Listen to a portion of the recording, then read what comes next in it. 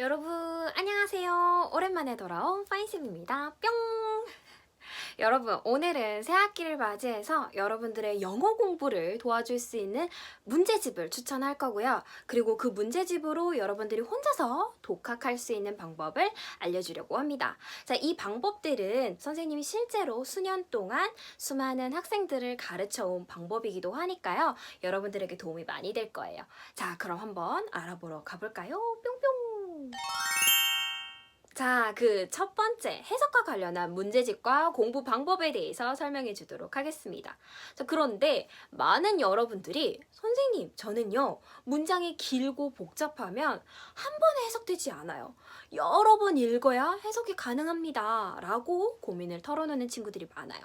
자, 이런 고민의 경우에는 문장 구조를 파악하는 능력이 부족해서 생기는 문제입니다. 그러니까 문장이 길고 복잡할지라도 주어가 어디까지인지 그리고 동사는 어느 단어인지 파악하는 그 구별하는 능력이 부족하기 때문에 해석이 뒤엉켜 버리는 거죠. 자, 그러면 이 문제를 어떻게 해결하느냐? 해결책은 굉장히 간단합니다. 복잡하고 다양하고 긴 문장의 문장 구조를 파악하면서 해석하는 훈련을 하는 거죠. 자, 그런데 이 훈련을 정말 효율적으로 도와주는 문제집이 바로 세듀 출판사의 1001문 시리즈입니다. 이 문제집에는 1001개의 문장들이 있어요. 그리고 그 문장들을 문장 구조별로 분류를 해놓았어요. 예를 들어서 현재 분사로 수식을 받고 있기 때문에 주어가 너무 길고 동사가 굉장히 뒤에 나와서 해석하기 힘든 그런 문장 구조를 여기서 설명을 하고 그 문장 구조를 갖고 있는 많은 예문들을 수능이나 모의고사에서 찾아 발췌해 놨어요. 그럼 우리는 이런 어려운 문장 구조는 어떻게 생겼으며 어떻게 해석해야 하는지 여기서 공부한 다음에 그 발췌 예문에 적용해서 훈련하는 거죠. 10개 정도는 되는 문장을 통해서 특정 문장 구조 해석을 반복하다 보면 이 문장이 아니어도 다른 문제를 풀다가 이 문장 구조를 발견하게 되면 매끄럽게 해석이 가능할 거예요. 자, 이 문제집을 한 3회독 해보세요. 그러면 여러분들은 해석이 안 되는 영어 문장이 없을 것이며 우리말 읽듯이 해석이 아주 쉽게 쑥쑥 될 겁니다. 자, 그 다음은 바로 독해입니다. 많은 학생 여러분들이 선생님, 저는요 독해 문제를 풀 때 문장 하나하나는 다 해석이 되거든요. 근데 꼭 답이 틀려요 라고 하는 친구들 되게 많아요. 이거 내 얘긴데 하는 친구들 많죠. 자, 이 경우에는 독해력이 부족해서 나타나는 현상입니다. 자, 독해력이 무엇이냐? 독해력이라는 건 문단 전체의 구조를 파악하고요. 그리고 그 문단의 주제는 무엇인지, 중심 내용이 무엇인지 파악하고 그걸 뒷받침하는 근거는 무엇인지 구분해내는 능력을 말합니다. 자, 그러니까 문장 하나하나는 해석이 되는데 글의 거시적인 구조가 파악이 되지 못하다 보니까 주제가 한눈에 안 들어오고 그러다 보니까 매력적인 오답에 빠지게 되는 거죠. 자, 그러면 이 문제를 어떻게 해결하느냐? 당연히 독해력을 기르는 거죠. 자, 그런데 여러분들 독해력을 기르는데 도움이 되는 문제집 많이 못 들어봤죠? 되게 생소하죠? 기껏해야 여러분들이 들어본 문제집은 기출문제집 아니면 문제 유형별 문제집을 봤을 겁니다. 자, 선생님이 지금부터 추천해줄 이 문제집은 다른 영상에서는 전혀 들어보지 못했을 거예요. 엄청나게 대박 꿀팁 문제집이니까요. 귀 쫑긋하고 들어주세요. 자, 그러면 그 문제집이 무엇이냐? 바로 솔티북스 출판사의 애몽의 수능영어 독해기술이라는 문제집입니다. 어때요, 여러분? 처음 들어보셨죠? 아마 다른 영상에서도 이 문제집을 거의 언급하지 않았을 거예요. 그런데 이 문제집 정말 물건입니다. 엄청나게 도움이 많이 돼요. 실제로 선생님이 고등학생 때 영어 독해 실력을 엄청나게 향상시킬 수 있었던 게 바로 이 문제집 덕분이었어요. 실제로 선생님이 많은 학생들을 지금까지 가르칠 때 독해력을 강조한 수업을 많이 했는데요. 그 독해력 수업은 사실상 선생님이 고등학생 때 이 책을 토대로 공부했던 그 노하우들이 녹아 있는 거거든요. 이 책으로 공부하다 보면요. 여러분들이 해석은 되는데 답을 찾지 못했던 그런 문제들 있죠. 그런 문제들을 아주 속 시원히 해결해 줍니다. 이 책은 문단을 구조별로 이렇게 분류를 해놓고 그 문단 구조별로 주제 문장은 어디 있는지 그리고 뒷받침 문장은 어디 있는지를 설명해 놓고 있어요. 예를 들어 통념과 진실이라는 문단 구조를 배운다고 칩시다. 그러면 이 책에서는 통념과 진실이라는 문단 구조는 어떻게 생겼으며 어떤 특징을 갖고 있는지 설명하고 있어요. 그러면서 통념과 진실의 문단 구조에서는 주제 문장이 어디에 위치하게 되는지 그리고 그걸 뒷받침하는 근거는 어떤 특징을 갖고 있는지 등에 대해서 설명을 하고 있습니다. 그러면 우리는 통념과 진실이라는 문단 구조를 파악을 하면 주제 문장이 어디에 위치해 있을지 파악하는 훈련을 하게 되는 거죠.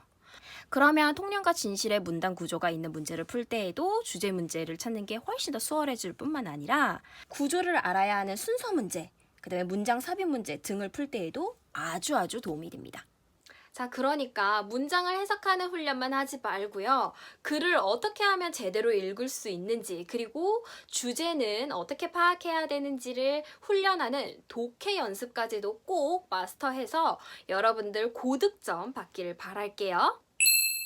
자, 이번에는 영어 단어에 대해서 설명해 주도록 할게요. 여러분들을 가장 힘들게 하는 게 바로 영어 단어죠.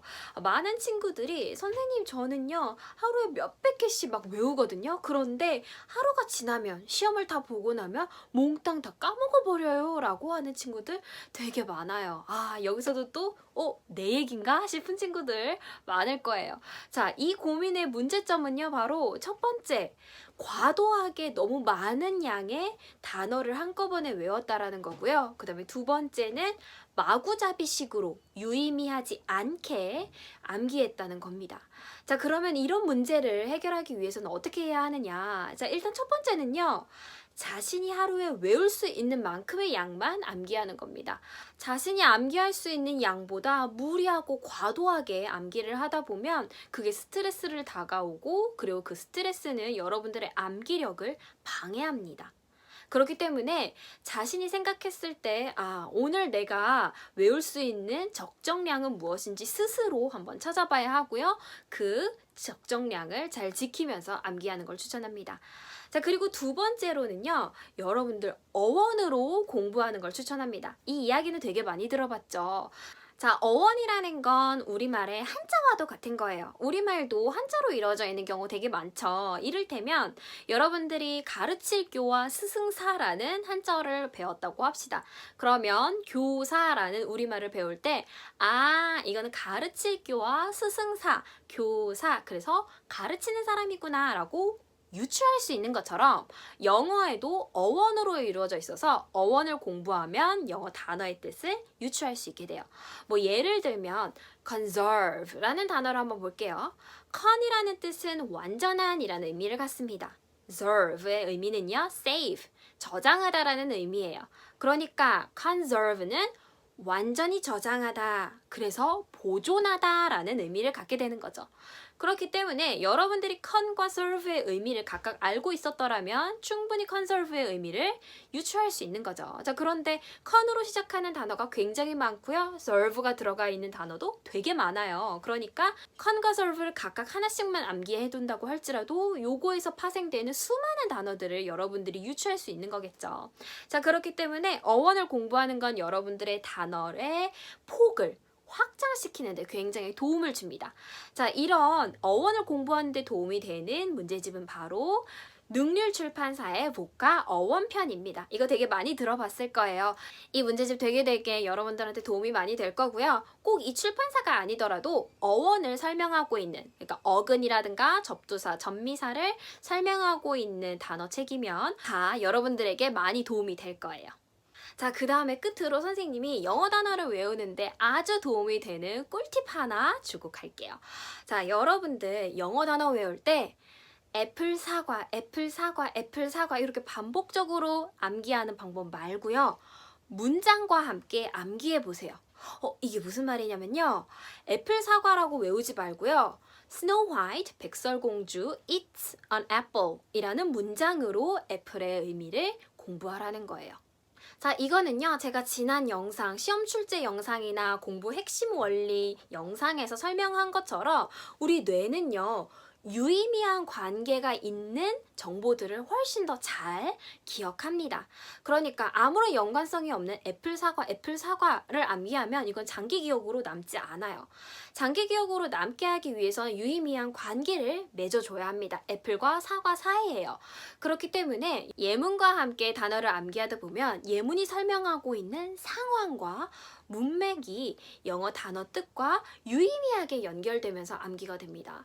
그러니까 Snow White eats an apple 이라는 문장을 토대로 백설공주가 먹은 거, 그러니까 사과지 라는 이런 상황이 여러분들의 뇌에 박히게 됩니다.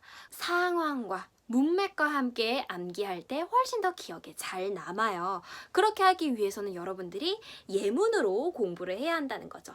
자, 이렇게 예문으로 영어 공부를 하기 위해서는 여러분들 문장 수첩 쓰는 걸 추천합니다. 여러분들 단어 수첩, 단어장 이런 거 많이 만들죠. 그래서 애플이라는 단어 쓰고 그 다음에 사과라는 뜻을 옆에다가 쓴 다음에 그 사과라는 뜻을 가린 다음에 내가 애플이라는 단어만 보고 사과 뜻을 알아낼 수 있는지 몇 개 테스트 하잖아요. 그 단어장 대신에 앞으로는 문장 수첩을 만드세요. 자, 문장 수첩은 어떻게 만드냐면요. 여러분들 영어 문장을 먼저 앞에다 씁니다. Snow White eats an apple 이라는 문장을 쓰고요. 그 뒷장에다가 애플의 뜻 사과를 적습니다. 자, 그리고 여러분들이 암기를 할 때에는요. Snow White eats an apple 이라는 문장을 보면서 애플이라는 단어의 뜻을 유추해 나가는 거예요. 이 과정을 반복하다 보면요. 나중에는 애플이라는 단어만 딱 떨어져 있어도 이거 백설공주가 먹은 거였지? 사과라고 하면서 저절로 암기가 될 겁니다. 자, 여러분 단어장 말고 문장 수첩 쓰는 거 엄청난 꿀팁이니까 잊지 마세요. 자, 이번에는 마지막으로 문법입니다. 자, 문법은요, 여러분들이 필요한 상황에 따라서 세 가지의 경우로 나눠서 설명해 주도록 할게요. 우선 첫 번째, 나는 문법 개념을 완벽하게 그리고 꼼꼼하게 마스터하고 싶다 하는 친구들은 능률출판사의 그라마존이라는 문제집을 추천하도록 하겠습니다. 이 그라마존 같은 경우에는요, 단계가 되게 많아요. 그래서 자신의 수준에 맞는, 난이도에 맞는 거를 택하면 되는데 나는 모든 문법을 다 꼼꼼하게 총망라해서 마스터하고 싶다 하는 친구들은 파란색 종합편을 추천합니다. 문제는 많지 않아요. 그냥 개념을 확인하는 문제 정도만 있습니다. 자, 그 다음에 두 번째, 나는 내가 마스터한 영어 문법 개념을 적용하는 문제를 많이 풀어보고 싶다 하는 친구들은요. 마더텅 출판사의 영문법 엔제를 풀어주는 걸 추천합니다.